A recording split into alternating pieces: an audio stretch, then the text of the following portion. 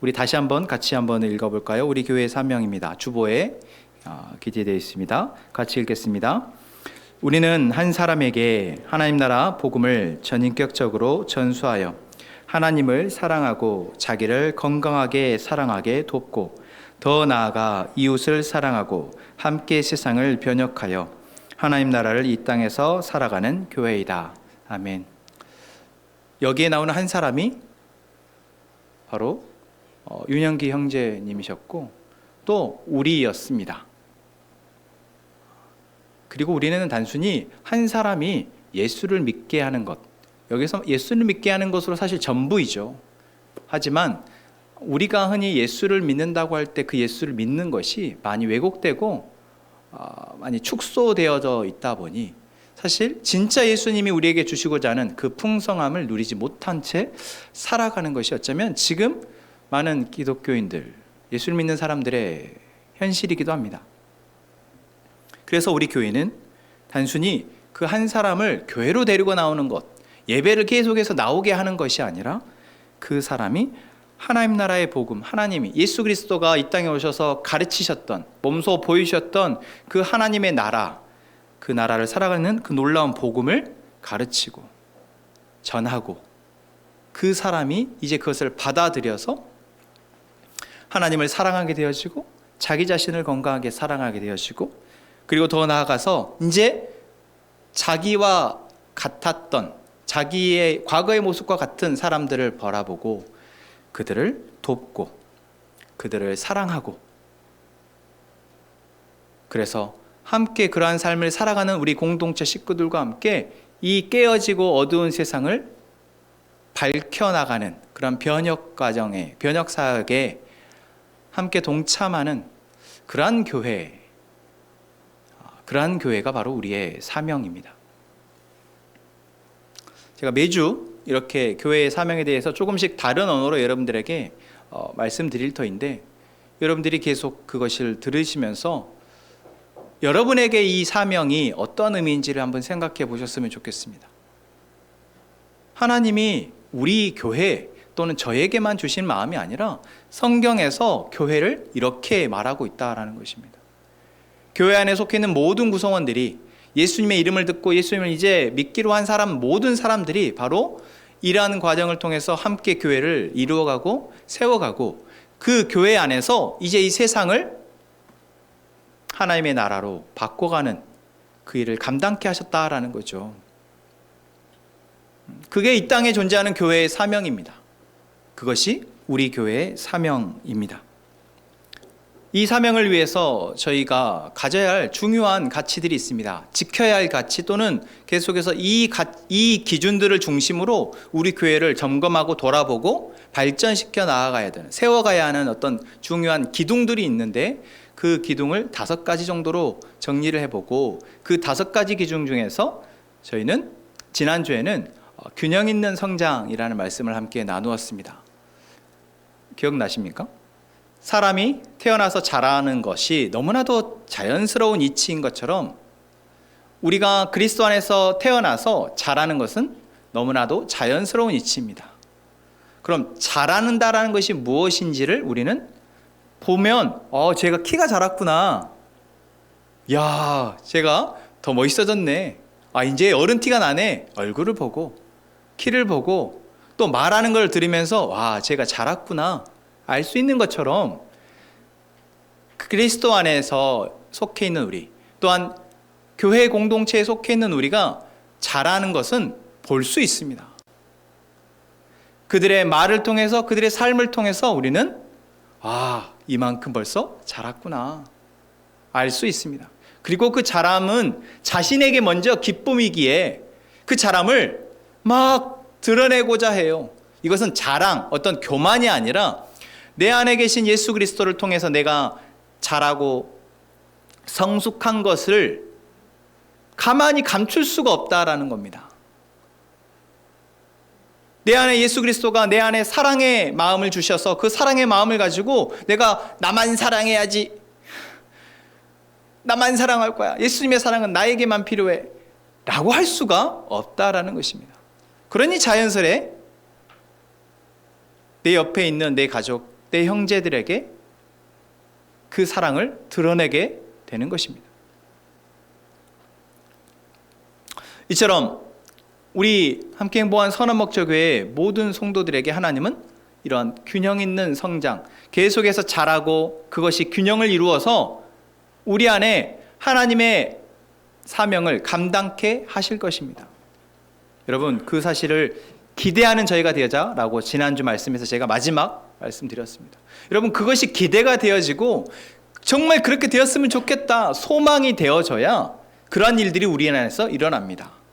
근데 하나님이 내 안에서, 하나님이 우리 교회 안에서 하실 일에 대한 기대가 없으면 정말 지루하고 힘든 신앙생활입니다. 예배할 때 그러한 기대가 없는데 그 예배가 어떻게 즐거울 수 있겠어요?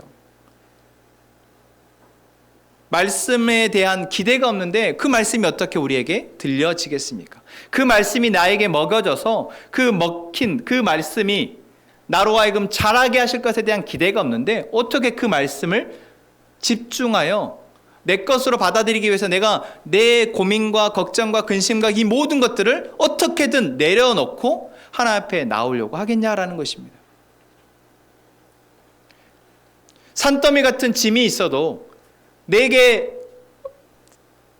감당할 수 없는 상황들이 있어도 하나님 앞에 나올 때는 그 모든 상황 가운데 일하실 하나님에 대한 기대로, 나로 감당케 하실 것에 대한 그 기대로 나와서 예배할 때 하나님 우리 가운데 일을 이루실 것입니다.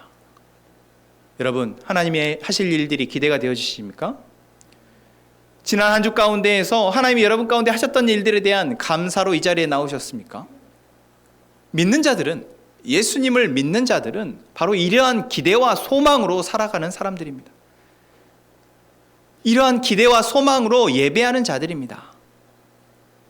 그리고 이러한 기대와 소망이 있기에 자기 주변에 있는 사람들에 대해서 그냥 두고 볼 수 없는 것입니다. 그런데 우리가 지금 우리의 신앙의 모습을 돌아보고 또는 이 땅의 교회들의 모습을 돌아보면 그렇지 못하죠. 저 얼굴이, 저 삶이 정말 이 세상을 창조하신 그 하나님, 이 세상의 주관자이신 그 하나님, 우리를 살리기 위해서 독생자 예수 그리스도를 이 땅에 보내셔서 우리를 살리고자 했던 그 하나님에 대한 기대와 소망으로 살아가는 모습인가? 우리는 의문이 들죠. 여러분, 어린 시절에부터 신앙생활 하셨던 분들은 여러분의 어린 시절의 신앙의 모습을 한번 생각해 보시죠. 그때 여러분이 초등학생일 때, 우리 하람이 예담이 나이일 때, 하람이와 예담이가 지금 저희들의 신앙의 모습을 보면서 어떤 생각을 할지 한번 생각해 보십시오. 저희들이 예배하는 모습을 보면서, 저희들이 말씀을 듣는 모습을 보면서 하람이와 예담이가 나도 빨리 저렇게 되었으면 좋겠다, 뭔가 확신에 찬, 그래서 이 세상을 두려워하지 않고 이 세상 가운데 여러 상황들이 생겨지더라도 그 상황 가운데 하나님이 주신 지혜로 능히 감당하는 어른들, 부모들의 모습을 보며 아이들이 자란다면 아이들은 자연스럽게 말씀을 가까이 할 수밖에 없습니다. 그렇게 함께 모여서 예배하고 함께 모여서 사랑하는 어른들의 모습을 보면 나도 이 교회, 이러한 교회 속에서 사랑받으면서 살아가고 싶다라는 꿈을 품게 되고, 그러면 고등학교를 졸업하고 대학을 타지로 가게 되어져도 제일 먼저 할 일은 집을 구하는 거이겠지만 그 다음에 할 일은 내 집 주변에 그러한 교회를 찾아가는 것입니다. 억지로 엄마가 교회 가야 돼, 교회 가야 돼, 예배 꼭 드려야 돼 말하지 않아도 아이들은 자연스레 내가 살기 위해서, 내가 사랑받고 사랑 주고 행복하기 위해서 그러한 교회를 찾게 되는 것입니다. 여러분은 어떠셨습니까? 여러분의 어린 시절에 여러분의 교회가 그러하셨습니까? 여러분의 청년 시절에, 여러분이 지금 이 순간까지 오면서 여러분이 속해 있는 교회 공동체 안에서 함께 신앙생활했던 여러분의 주변에 있는 인물들은 하나님을 기대하고 소망하면서 하나님이 인도하시는 그 삶 속에서 자신의 삶의 문제들을 감당하며 살아가는 사람들이었습니까? 모르시죠? 사실 그 사람들이 어떤 생각을 하고 어떻게 예수를 믿고 어떻게 살아가는지 잘 모른 채 그냥 예배 함께 드리는 예배 동료 정도로 신앙생활하는 교회가 그런 분들이 너무나 많은 것 같습니다. 여러분, 그렇게 우리가 예수님을 개인적으로 나와 하나님과의 관계 속에서만 예수님을 믿게 되어지면 우리는 외롭습니다. 외로워요. 사실 내 옆에 나를 사랑해주는 사람이 있어도, 그 사람과 함께 기쁜 사랑의 교제를 나누어도 순간순간 우리는 외롭다 느껴지는 것이 인간입니다. 그런데 내 옆에 그러한 사람이 없이 홀로 내 삶을 꾸리고 나를 사랑한다고 말씀하신 그 하나님을 내가 홀로 예배하고 홀로 그분과 교제하며 살아가는 것, 여러분, 이거 정말 외롭거든요. 아마 가족 중에서 혼자 예배 신앙생활 하시는 분들은 아마 알 것입니다. 내 남편이 또는 내 아내가 또는 내 부모님이 또는 내 자녀들이 내가 믿고 내가 사랑하는 내 하나님을 함께 예배하고 그 은혜를 나눌 수 없는 가정 환경이라면 외롭다라는 생각이 계속해서 들 수밖에 없습니다. 여러분, 하나님이 우리를 사랑하십니다. 하나님이 여러분들을 사랑하십니다. 하나님이 여러분을 사랑하십니다. 여러분, 그 하나님의 그 사랑은 여러분으로 하여금 하나님의 사랑으로 충만하여 되기를 바랍니다. 그리고 그 하나님의 사랑으로 옆에 있는 사람과 함께 그 사랑을 나누기를 바라시고 그렇게 일하십니다. 그러니까 교회가 세워진 것입니다. 그렇지 않으면 하나님이 그냥 개별적으로 하나님이 임재하셔서, 야, 내가 하나님이야, 너 나 믿어, 내가 너 책임져 줄게, 이제 나만 바라보면 돼 하며 아마 각자 삶에서 하나님이 만나시고 말씀하시고 때로는 책망도 하시면서 각자 살아가게 하셨겠죠. 안 그렇습니까? 여러분, 그게 훨씬 하나님에게 입장에서는 속편합니다. 그런데 하나님은 항상 어떻게 하십니까?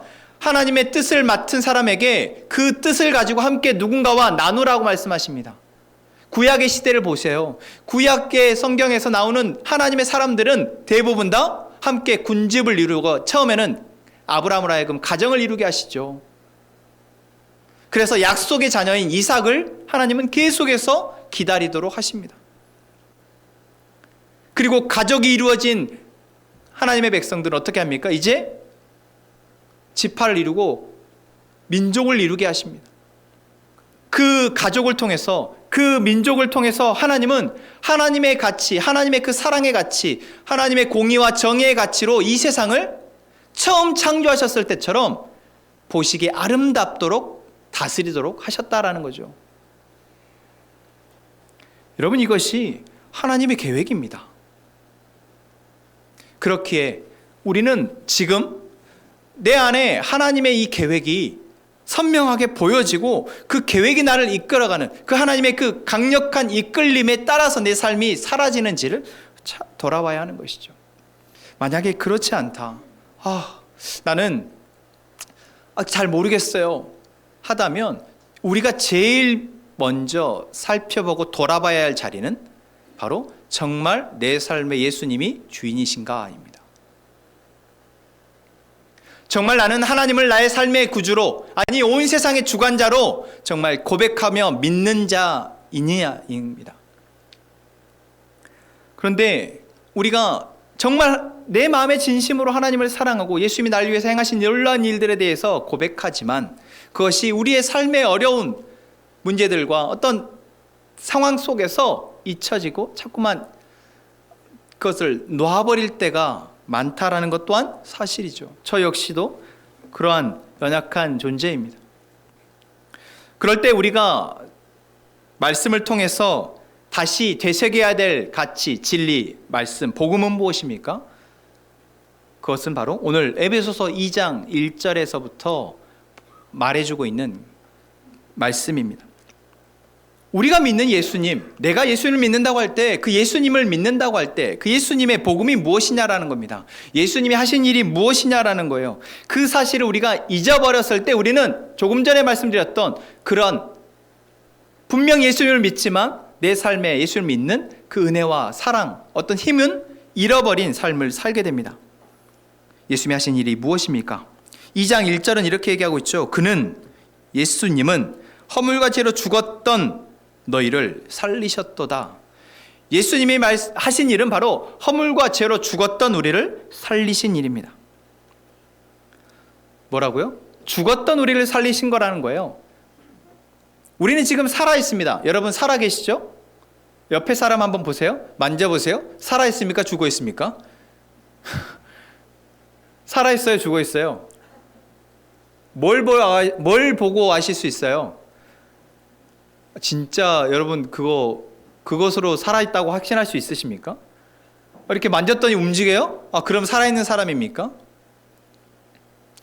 우리가 육신적으로야 흔들었더니 반응을 해. 그러면 아직 살아있구나 라고 하지만 성경이 말하는 삶과 죽음, 생명과 죽음은 조금 다르다라는 것입니다. 그래서 오늘 허물과 죄로 죽었던 너희를 예수 그리스도가 살리셨다라고 할 때 우리가 왜 죽었었냐라는 겁니다. 왜 우리가 죽었냐? 그리고 그 죽음의 이유가 무엇입니까? 무엇 때문에 우리가 죽었다라고 말하고 있어요? 허물과 죄 때문이다라는 겁니다. 그러니까 우리가 죽은 이유는 죄 때문에 죽었다라고 말을 해요. 지금 여러분 옆에 계신 분 다 살아있다고 말씀하셨죠? 여러분 살아있는 거 확신하시죠? 그런데 지금 이 자리에 허물과 죄로 죽어있는 사람도 있다라는 사실입니다. 저는 한 명도 없었으면 좋겠어요. 저는 이 자리에 함께 예배드리는 우리 모든 성도들이, 모든 형제자매들이 다 이제 살아있는 존재가 되었으면 좋겠습니다. 하지만 아직 허물과 죄로 인해서 죽은 사람도 있을 겁니다. 그럼 우리가 알아야겠죠. 도대체 똑같이 지금 살아있는데 누구는 살았고 누구는 죽었다고 말하는 것.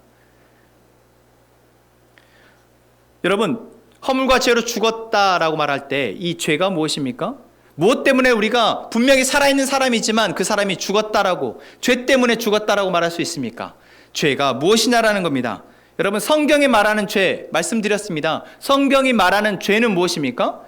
자기가 자기 인생의 주인이 되고자 하는 것입니다. 그게 뭐가 죄냐라고 말할 수 있죠. 특히 요즘 MZ세대라고 말하는 세대들은 자기 인생의 주인이 자기라고 생각합니다. 하람이도 자기 인생의 주인이 자기라고 생각해요. 그래서 세상의 중심은 자기여서 모든 것이 자기 중심대로 돌아가면 된다라고 생각해요. 아무리 옆에서 부모가 말을 하고 누가 말을 해도 자기가 세상의 중심이기 때문에 자기가 그것이 수긍되지 않고 그렇구나, 나는 그럼 그렇게 해야겠다라고 결론을 내리지 않으면 또 그렇게 합니다. 자기가 자기 인생의 주인, 세상의 주인이라고 생각하는 것이 얼마나 무서운지 우리는 이 사실을 알지 못하면 허물과 죄로 죽었었던, 회물과 죄로 죽었던 우리를 살리신 예수님의 그 사랑을, 그 은혜를 알 수 없습니다. 왜 자기 인생의 주인이, 세상의 중심이 자기라고 생각하는 것, 내 인생의 주인이 나라고 생각하는 것이 죄이냐, 그리고 그 죄 때문에 죽을 수밖에 없느냐, 이 사실은 하나님이 이 세상의 주관자 되심에 대한 고백과 인정이 없으면 또한 우리는 알 수 없습니다. 여러분, 이 세상의 주인이 하나님이시라는 것을 믿으십니까? 이 세상의 주인님 하나님이시기에 이 세상의 생명과 죽음의 주관자 역시 하나님이시라는 사실을 믿으십니까? 생명의 주관자가 하나님이시라는 것. 그래서 생명의 주관자 되시는 그 하나님과 내가 상관이 없이 삶을 살아가면 사실 살아있으나 죽은 것이라는 사실을 여러분 믿으십니까? 지금 다 살아있지요. 우리 예담이도 살아있고 우리 하임이도 살아있고 옆에 여러분 보세요. 여러분이 지금 보고 있는 이분들 다 살아있습니다. 하지만 생명의 주관자이시며 생명의 주인이신 그 하나님과의 관계가 끊어진 사람은, 그 하나님과 상관없이 자기 인생의 주인이 자기라고 생각하고 살아가는 사람은 다 죽은 것이라는 겁니다. 하나님과의 연결이 끊어지는 것, 이것이 바로 죄의 결과이며 죽음입니다. 왜요? 왜 연결이 끊어집니까? 하나님이 처음 세상을 만드셨을 때 어떻게 하셨어요? 아담과 하와를 만드시면서 아담과 하와와 함께 교제하시며 하나님이 주신 그 풍성한 사랑을 아담과 하와가 충만히 누리게 하시고 그 충만함으로 세상을 다스리도록 하셨습니다. 그런데 선악과를 먹은 아담과 하와는 어떻게 됩니까? 하나님을 피하게 되어지죠. 여러분, 누가 누구를 피할 때는 뭐 때문에 피해요? 자기가 주인이기 때문에 피합니다. 내가 저 사람 얼굴 보고 싶지 않다라는 그 마음 때문에 피하게 돼요. 근데 지금 자기가 피하려고 하는 존재가 누구예요? 생명의 주인이십니다. 그 사실을 분명히 선악과를 먹기 전까지는 알고 있었거든요. 알았기에 하나님이 찾아와서 만나고자 할 때 기쁜 마음으로 뛰어나갔을 아담과 하와입니다. 그런데 끊어진 순간, 자기가 자기 인생의 주인이 되어도 좋겠다라는 생각을 하는 순간 하나님을 피하게 됩니다. 하나님을 피하게 되는 것은 결국 무엇입니까? 죽음입니다. 성경에서의 이 죽음은 당장 아담과 하와가 죽은 것이 아니라 무엇으로요? 생명나무의 열매를 먹을 수 있는 에덴 동산에 그들을 쫓아내는 것으로 하나님은 대신하십니다. 그들이 죽었어야 하지만 가축을 대신 죽이셔서 가죽옷을 지어 입히시는 것으로 죽음을 대신하십니다. 피를 흘리는 것을 통해서 죽음을 대신하신 것이죠. 여러분, 우리가 하나님 없이 내 인생을 내가 주인으로 살아가고자 하면 우리는 다 죽은 것입니다. 죽은 상태인 것이에요. 살아있으나 죽은 상태입니다. 바로 에베소서 2장 1절은 그런 상태였던 우리를 살리셨다라고 말씀하고 있습니다. 여러분, 그런 상태가 어떤 상태입니까? 2절 말씀입니다. 같이 한번 읽을까요? 그때 너희는 그 가운데서 행하여 이 세상 풍조를 따르고 공중의 권세 잡은 자를 따랐으니 곧 지금 불순종의 아들들 가운데서 역사하는 영이라. 3절까지 전에는 우리도 다 그 가운데서 우리 육체의 욕심을 따라 지내며 육체와 마음에 원하는 것을 하여 다른 이들과 같이 본질상 진노의 자녀였더니. 하나님, 생명의 주인이신 하나님과의 관계가 끊어진 우리는 이와 같은 상태입니다. 무엇입니까? 그 가운데에서 행한다라는 거예요. 죄 가운데에서 행하고 살아가는 것입니다. 다시 말하면 내 인생의 주인은 나야. 내가 하고 싶은 대로 하며 살 거야. 그렇게 살아가는 것입니다. 그런데 실상 그것은 무엇이라고요? 이 세상 풍조를 따라 살아가는 거예요. 나는 분명히 나는 내가 하고 싶은 대로 할 거야 라고 하지만 사실 그 사람은 자기가 하고 싶은 대로 하고 있는 것이 아니라 뭐에 종속된 존재로 살아가고 있다는 거예요. 이 세상의 풍조, 이 세상의 가치에 따라서 내 안의 욕심, 나를 하여금 계속해서 괴롭게 만들고 고통스럽게 만드는 내 안의 욕심을 따라서 살아가고 있는 거라는 겁니다. 여러분, 지금 하람이하고 예담이가 저를 쳐다보지 않고 있어요. 하임이가 저를 쳐다보지 않고 있어요. 너무너무나 사랑하는 존재들이 나를 쳐다보지 않고 자기만 하고 싶은 것, 자기가 원하는 것, 자기가 하고자 하는 것만 해요. 그런데 그래, 그럴 수도 있지 라고 생각할 수 있지만 그 아이가 바라보고 있는 것이, 그 아이가 쫓고 있는 것이, 그 아이가 원해서 하고 있는 그것이 그 아이를 고통스럽게 할 거고, 그 아이를 진리에서 멀어지게 하고, 그 아이를 정말 사랑해서 멀어지게 하는 것인데 그 아이는 모른다라는 거죠. 그 사람은 그것을 모르고 있다라는 겁니다. 나는 지금 내 인생 내가 하고 싶은 대로 사는 거야 라고 생각하면서 룰루랄라 하면서 와, 이거 하면 재밌겠지? 야, 이거 너무 재밌다. 이렇게 살아간다라는 거예요. 그런데 정작 그 아이들은 그 아이들을 죽음으로 내모는 죄, 그 아이들을 죽음으로 이끌어가는 악한 영에 종속되어져서 거기에 끌려서 가고 있는 노예와 다를 바 없다라는 것입니다. 우리가 하나님과의 관계가 끊어지면 그 순간 우리는 바로 죄의 노예로, 악한 영, 사단의 노예로 이 세상에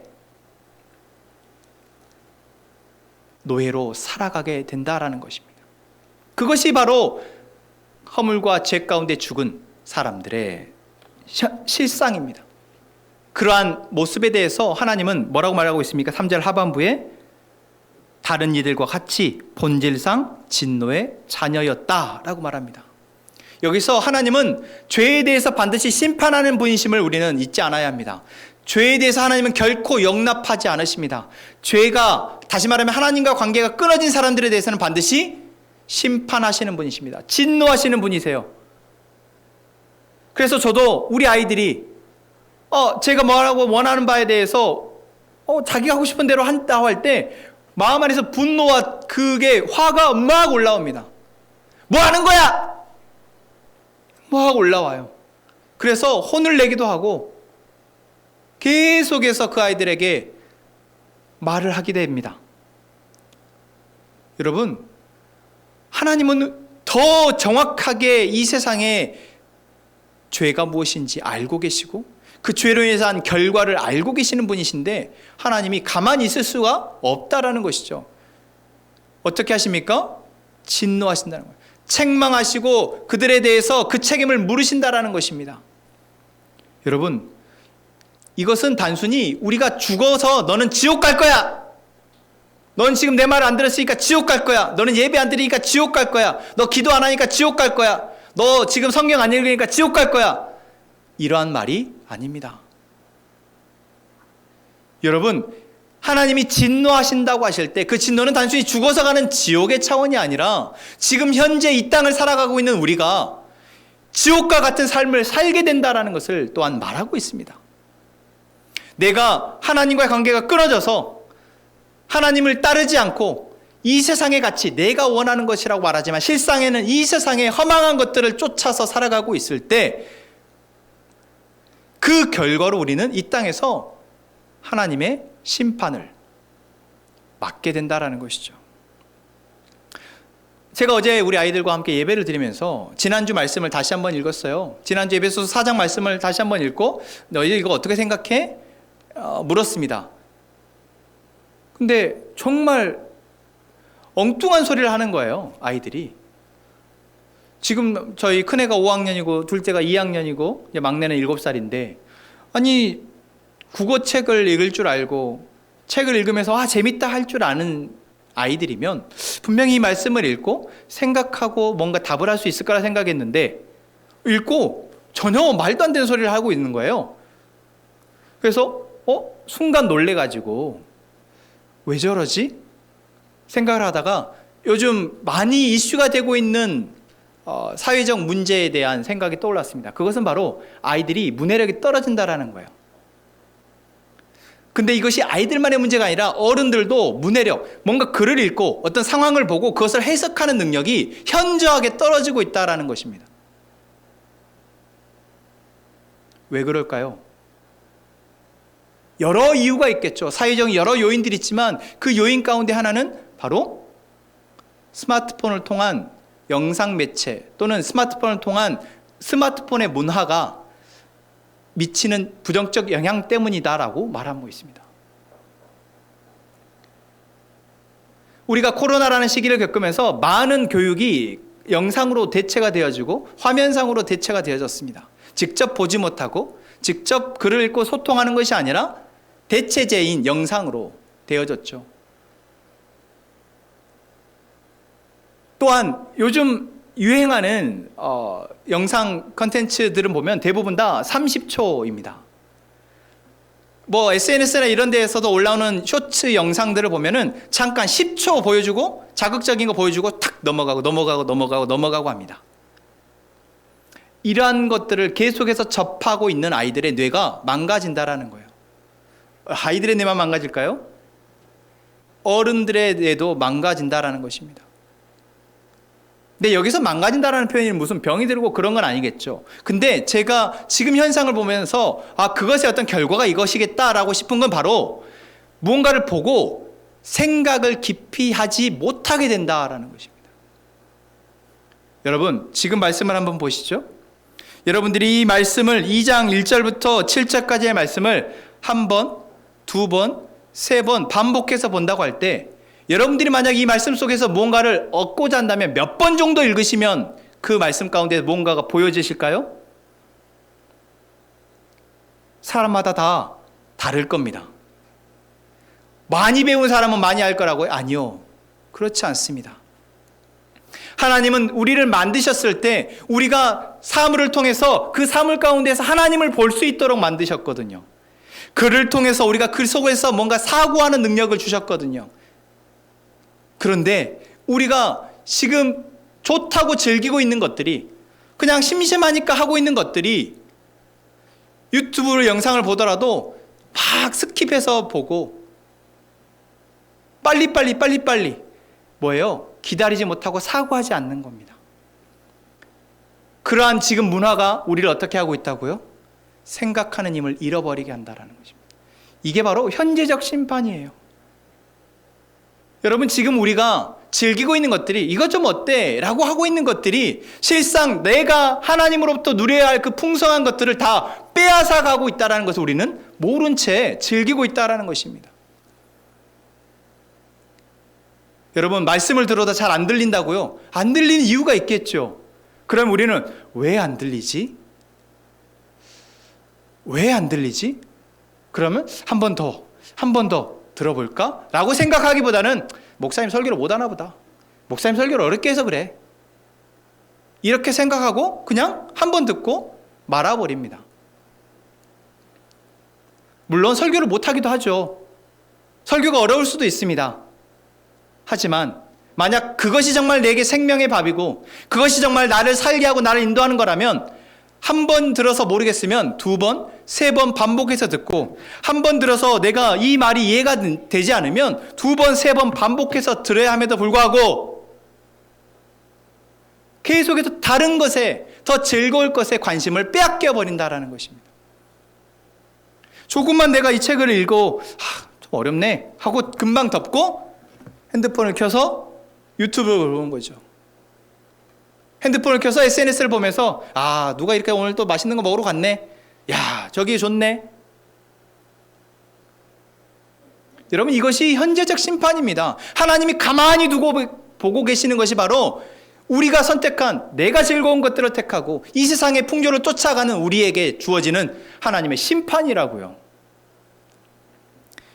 우리가 하나님과의 관계 속에서 하나님이 주시는 걸 통해서, 우리가 하나님께 올려드리는 걸 통해서 누려야 할 놀라운 풍성한 삶을 다 빼앗아 가버리고 있는 너무나도 나쁜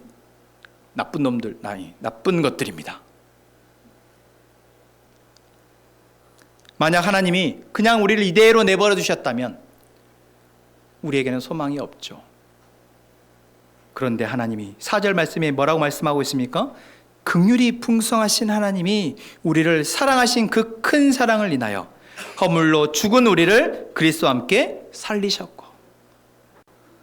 이 세 번역에서는 여기 앞에 그러나가 붙어요. 4절 앞에. 한번 같이 넣어서 불러볼까요? 그러나를 넣어서 시작. 그러나 긍휼이 풍성하신 하나님이 우리를 사랑하신 그 큰 사랑을 인하여.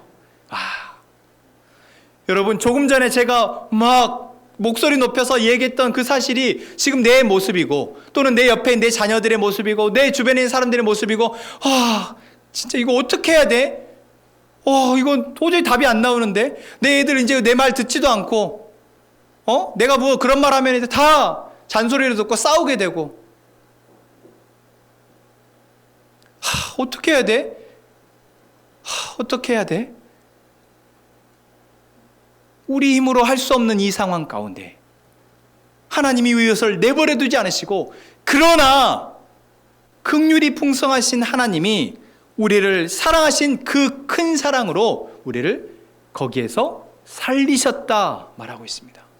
여러분, 이 하나님의 살리심, 이 하나님의 그 큰 사랑을 알고 있는 사람들이 바로 우리입니다. 그 사랑을 입은 사람들이 바로 우리예요.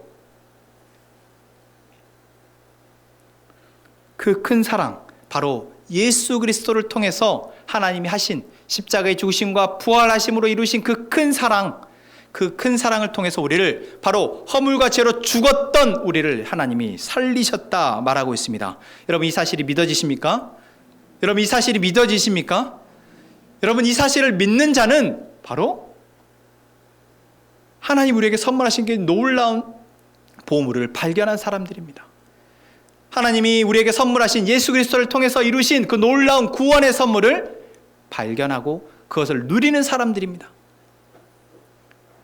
이것을 다른 표현으로 찾으니라고 저는 표현하겠습니다. 이 진리를 발견하고 이 진리를 찾았고 이 생명을 이제 찾았고 그래서 이 기쁨을 찾았고 이 평안을 누리며 살아가는 사람, 그게 바로 우리 믿는 자들입니다. 그러면 그렇지 못한 사람들은요, 여전히 자신이 자신의 인생의 주인이라고 생각하며 살아가지만 진짜 기쁨도 진짜 평안도 진짜 행복도 모른 채 그렇게 살아가는 사람들은 바로 찾는 이인 거죠. 우리는 하나님과 관계에서 우리가 마땅히 누려야 할 것들을 다시 되찾은 사람들입니다. 그런데 아직 찾지 못해서 헤매이고 있는 사람들이 있습니다. 하나님은 그들 역시 불쌍히 여기십니다. 마태복음 9장에 예수님이 이제 자신을 향해서 나온 말씀 듣는 사람들, 들판으로 나온 그 사람들을 바라보시면서 이렇게 말씀하시죠. 9장 36절에 무리를 보시고 불쌍히 여기시니, 무리를 보시고 불쌍히 여기셨다 말씀하십니다. 왜요? 그들이 목자 없는 양과 같이 고생하며 기진하니까. 목자 없는 양과 같이, 목자를 없이 혼자 힘으로, 자신의 힘으로 살아가야 되는 그들의 모습을 보며 불쌍히 여기셨다 말씀하세요. 여러분, 하나님이 지금 이 땅 가운데 많은 찾는 이들을, 아니 정말 하나님을 찾아야 할 그 이들을 불쌍히 여기고 계십니다. 그래서 먼저 찾은 이인 우리들에게 사명을 주신 것이에요. 무엇입니까? 7절 말씀입니다. 이는 그리스도 예수 안에서 우리에게 자비하심으로써 그 은혜의 지극히 풍성함을 오는 여러 세대에 나타내려 하심이라. 여러분, 하나님의 이 풍성함을 알게 되고 풍성함을 누리는 사람들, 바로 찾은 이인 우리가 하나님의 사명을 부여받았습니다. 그 사명이 무엇입니까? 그 은혜의 지극히 풍성함을, 우리가 알고 우리가 경험한 그 풍성함을 오는 여러 세대에, 지금 내 옆에 있는 이웃, 또한 내 자녀들, 또한 내 자녀의 자녀 세대들에게 나타내는 것, 전수하는 것, 가리키는 것, 그것이 바로 우리의 사명인 것입니다. 여러분, 우리 함께 행복한 선한 목적의 모든 성도들이 찾은 이로서 이제 찾는 이들을 불쌍히 여기며 긍휼히 여기며 그들을 향해 나아가는 저희가 되었으면 좋겠습니다. 그런데 이런 말씀을 드리면 다들 부담스러워해요. 내가 뭘 알아서 그들한테 전도를 해요. 뭘 알아서요? 여러분, 누가 여러분에게 전도하라 그랬습니까? 제가 여러분에게 전도하라 그랬습니까? 아닙니다. 하나님의 그 크신 사랑을 힘입은 우리가, 그 긍휼의 풍성함을 누린 우리가 그 풍성함을 누군가에게 증거하라는 겁니다. 자랑하라는 거예요. 흘려내라는 겁니다. 여러분, 친구들 모임에 우연히 갔어요. 우연이래. 친구들 모임이 있어서 갔습니다. 갔더니 어떤 한 사람 얼굴이 너무 폈어. 얼굴이 너무 좋아 보여. 그럼 자연스럽게 가서 뭐라고요? 야, 너 얼굴 좋다? 뭐 좋은 일 있어? 이렇게 자연스럽게 물어보게 되는 것 아닙니까? 여러분, 우리가 하나님의 그 풍성함을 누린다면 물론 삶의 문제는 여전히 있지만 그 문제 속에서 하나님의 풍성함으로 그 문제들을 감당하며 이겨내는, 인내하며 살아가는 우리는 하나님 우리에게 주신 인자한 미소가, 평안함의 미소가 얼굴에 펴 있을 것입니다. 내 삶은 너무 힘겹지만 그 힘겨운 상황을 해석하는 내 입의 말이 다를 수밖에 없어요. 여러분, 이것이 어려운 일일까요? 아니요. 하나님의 풍성함 가운데 살아가며 그 풍성함으로 내 삶의 문제들을 감당하며 살아가는 사람들에게는 자연스러운 일입니다.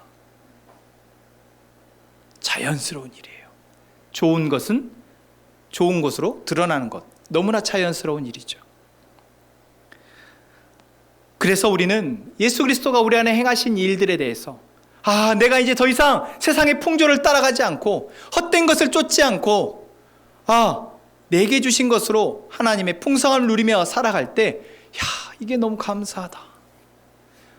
내 옆에 내 직장의 동료 저 사람은 아직도 저렇게 살아가고 있는데 나는 하나님의 주시는 평안함 속에 살아가고 있구나. 이러한 감사함을, 이러한 감격 가운데 살아가는 사람, 이러한 사람은 바로 찾는 이들을 긍휼히 여길 수 있습니다. 그들을 바라보며 그들에게 하나님의 풍성함을 전할 수 있는 준비가 된 것입니다.